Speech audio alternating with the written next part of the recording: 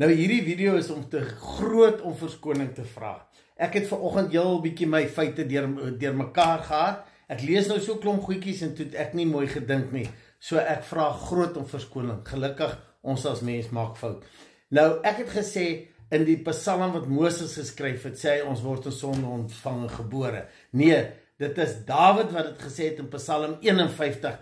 Terwyl hy gesien het hoe hy, wat gesê is as 'n man na God se hart, so in sonde was, hy tot 'n man laat vermoor om by sy vrou te kan slaap, nee, wat die Moses gesê het, in Genesis 6 vers 3, sê die Bybel, sê God, en die mense jare sal wees 120 jaar, maar Moses het in Psalm 90 gesê, nee, al wat hy sien, nee, as gevolg van sonde en ongeregtigheid, word die mense maar net 60, 70 en is net moeite en verdriet. Dit het hy in die woestyn geskryf toe hulle daar rondgewandel het. So jammer, hier's die regte feite.